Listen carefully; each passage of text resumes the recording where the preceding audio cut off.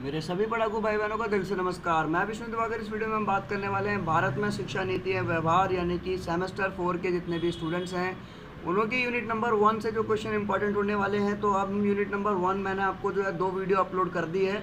तीसरी वीडियो के अंदर हम बात करने वाले हैं राष्ट्रीय शिक्षा नीति 2020। तो भैया सारी की सारी शिक्षा नीति बिल्कुल बराबर है, एक ही जैसी इसकी विशेषताएं हैं, एक ही जैसे इसके उद्देश्य हैं, बस थोड़ा बहुत सा फ़र्क है आपको और बाकी सबको सेम ही लिखना है। तो भैया देखिए, राष्ट्रीय शिक्षा नीति 2020 क्या कहती है कि वैश्विक नेतृत्व के लिए उच्च गुणवत्ता वाली शिक्षा तक समान पहुंच को बढ़ावा देने के लिए शिक्षा को भारत और इसके विकास के लिए आवश्यक माना जाता है। यानी कि वैश्विक नेतृत्व के लिए उच्च गुणवत्ता वाली शिक्षा जो समान पहुंच हर किसी तक पहुंचे, इसी को बढ़ावा देने के लिए शिक्षा को भारत और इसके विकास के लिए आवश्यक माना जाता है। ये गतिशील विश्वव्यापी परिदृश्य और तकनीकी और पर्यावरणीय परिवर्तनों के जवाब में आवश्यक क्षमताओं को विकसित करने के लिए शिक्षा में बदलाव की आवश्यकता पर जोर देता है। अब व्यापक उद्देश्य के अंतर्गत 2040 तक एक शीर्ष स्तरीय शैक्षणिक प्रणाली स्थापित करना है, जैसा कि 21वीं सदी में अपेक्षित है, कि साथ ही सांस्कृतिक विरासत की सुरक्षा भी करना है। अब भैया एक और चीज़ देखते हैं हम लोग यहाँ पर कि स्कूल जो है, स्कूल प्रणाली का प्राथमिक उद्देश्य ऐसे व्यक्तियों को बढ़ावा देना है जिसमें कि तार्किक क्षमता, सहानुभूति, बहादुरी और नैतिक सिद्धांत जैसे परिकृष्ट गुण इसके अंदर मौजूद हों। इसका उद्देश्य सक्रिय और कुशल नागरिकों के लिए है जो एक निष्पक्ष समाज में योगदान करते हैं। आगे अगर हम बात करें यहाँ पर, तो इसके कुछ प्रमुख उद्देश्य हैं। अब 2020 यानी कि जो भारत में जो राष्ट्रीय शिक्षा नीति 2020 है, इसका जो प्रमुख उद्देश्य है वो क्या है? तो भैया एक व्यापक रूपरेखा है जिसका लक्ष्य 21वीं सदी की उभरती जरूरतों को संबोधित करते हुए शिक्षा प्रणाली में क्रांति लाना था, और इसमें विभिन्न उद्देश्यों को शामिल किया गया था। अब वो उद्देश्य कौन कौन से हैं वो देख लेते हैं हम लोग। सबसे पहला भैया इसका मूलभूत उद्देश्य क्या है कि जो प्रारंभिक बचपन है इसमें देखभाल और शिक्षा दोनों शामिल है, कि 3 से लेकर 6 वर्ष तक की आयु के जितने भी बच्चे होंगे उनको गुणवत्तापूर्ण तक ECCE तक सार्वभौमिक पहुंच पर जोर देती है और संज्ञानात्मक और भावनात्मक विकास में इस चरण की महत्वपूर्ण भूमिका पहचानती है। तो भैया 3 से 6 साल की उम्र, वो बोलते हैं ना बचपन एक कोरा कागज है, जो आप लिख दोगे वही लिखा रह जाएगा। अगर बच्चे को स्टार्टिंग में ही कुछ गलत एजुकेशन मिल गई तो बच्चा जो है आगे जाकर उसको जल्दी जल्दी से इरेज नहीं कर पाएगा, वो उसी को लेकर चलता रहेगा। अगर उसको रॉन्ग इन्फॉर्मेशन मिलेगी तो वो रॉन्ग इन्फॉर्मेशन के साथ में ही आगे अपने आप को चलाता रहेगा। तो इसीलिए प्रारंभिक बचपन देखभाल और शिक्षा जो शिक्षा जो है वो 3 से 6 वर्ष की आयु के अंदर अच्छी होनी चाहिए, गुणवत्तापूर्ण होनी चाहिए। दूसरा है मूलभूत साक्षरता और संज्ञानात्मकता। एक मौलिक लक्ष्य ये सुनिश्चित करना है कि प्रत्येक बच्चा वो ग्रेड 3 तक बुनियादी साक्षरता और संख्यात्मकता प्राप्त कर ले। नीति इन मूलभूत कौशलों को मजबूत करने के लिए रणनीति और रूपरेखा भी तैयार करती है। ये इसके मूलभूत आधार हैं 2020 वाली जो शिक्षा प्रणाली है, जो आपकी एजुकेशन नीति है। समग्र शिक्षा बहुविषयक, यानी कि छात्रों के बीच में महत्वपूर्ण सोच, रचनात्मक मतलब क्रिएटिविटी, नवाचार को बढ़ावा देने के लिए अलग अलग क्षेत्रों में अलग अलग विषयों के साथ में उसको शिक्षा को प्रोत्साहित करना चाहिए, जैसे कि कला खेल का एकीकरण। समग्र शिक्षा में कला हो, शिल्प हो, व्यावसायिक कौशल हो, खेल के महत्व को पहचानते हुए NEP पाठ्यक्रम में इनके एकीकरण को बढ़ावा देता है। तीसरा पॉइंट है भैया इसका आपको कि पाठ्यचर्या और शैक्षणिक सुधार।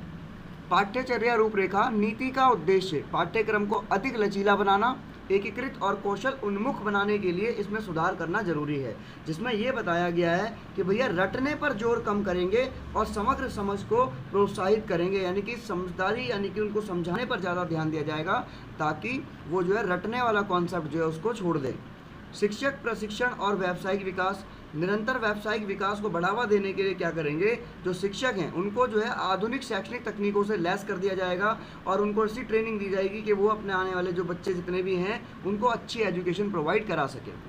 आगे टेक्नोलॉजी की अगर हम बात करें, प्रौद्योगिकी की बात करें, तो डिजिटल शिक्षा भैया इस शिक्षा के अंदर प्रौद्योगिकी एकीकरण की वकालत करता है, और इसमें बोला गया है कि जो इसका लक्ष्य है डिजिटल संसाधनों में जैसे कि ऑनलाइन पाठ्यक्रम हो, इंटरैक्टिव टूल के माध्यम से सीखने के परिणामों को बढ़ावा दिया जाना चाहिए। फिर आता आपका वर्चुअल प्रयोगशालाएं।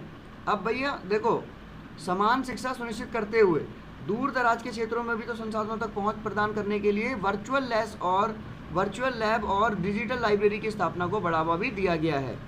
समावेशिता और समानता। समावेशिता मतलब यहाँ पे सभी को एक ही जगह पर पढ़ाया जाएगा।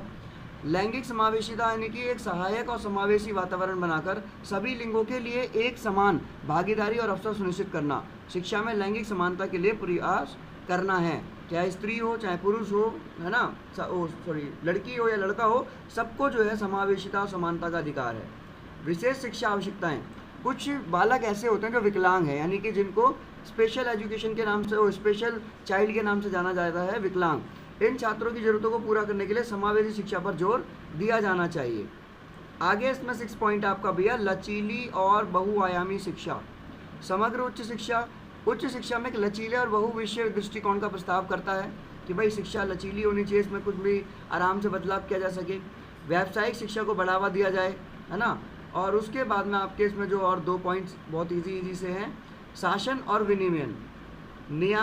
नियामक सुधार नीति का उद्देश्य शैक्षणिक संस्थाओं में पारदर्शिता को लाना, जवाबदेही और गुणवत्ता सुनिश्चित करते हुए एक अधिक मजबूत और स्वायत्त नियामक ढांचा बनाना इसके अंदर मौजूद है।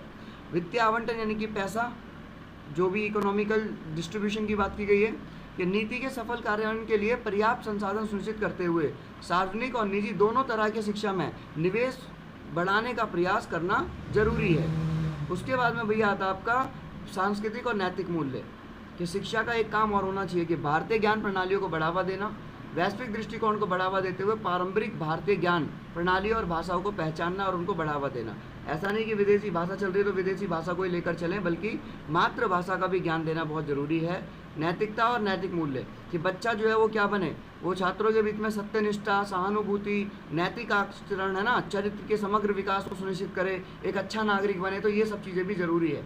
अब इसके अंदर मुख्य विशेषताएं और घटक हैं, वो कौन कौन से देखिए। सबसे पहला अगर हम बात करें इसकी विशेषताओं में, तो पहला है मूलभूत शिक्षा। इसमें भाई बच्चा ग्रेड 3 तक पढ़ने में, गणित में दक्षता प्राप्त कर ले, कक्षा 3 तक उसे समझ में आ जाए कि भाई 1 2 3 4 1 + 1 कितना हो गया, 2 हो गया, इस तरीके से उसको समझ आ जाए। पाठ्यचर्या सुधार, मुख्य अवधारणाओं पर ध्यान केंद्रित करने, व्यावसायिक कौशल के एकीकरण और महत्वपूर्ण सोच को बढ़ावा देने के लिए पाठ्यक्रम सामग्री को भी कम करना आवश्यक है। क्योंकि देखा होगा ना, अपना बच्चा जो है छोटा सा है 5वीं क्लास का, और बैग उसका इतना भारी है कि भाई उस पर चला ही नहीं जा रहा, तो ये कम कर दिया जाए। मूल्यांकन सुधार, रटने की बजाय योग्यता पर ध्यान दें। शिक्षक विकास, निरंतर व्यावसायिक विकास हो और टीचरों को जो है नवीन शिक्षण पद्धतियाँ दी जाए। उच्च शिक्षा का कार्यकलाप, उच्च शिक्षा संस्थानों में स्वायत्तता और लचीलेपन को बढ़ावा दें। और उसके बाद में आपका आता है भैया प्रौद्योगिकी एकीकरण, डिजिटल बुनियादी ढांचे, ऑनलाइन संसाधनों और अनुकूली शिक्षक प्लेटफॉर्मों के माध्यम से शिक्षा के लिए प्रौद्योगिकी का लाभ उठाया जाना चाहिए। फिर उसके बाद में आपके 3 पॉइंट और हैं यहाँ पर। बहुभाषी शिक्षा, जिसमें कि अन्य भाषाओं के साथ साथ शिक्षा का माध्यम रखा जाए, कि मातृभाषा भी हो, स्थानीय भाषा भी हो, और अलग विदेशी भाषा का भी प्रयोग किया जाए। ठीक है।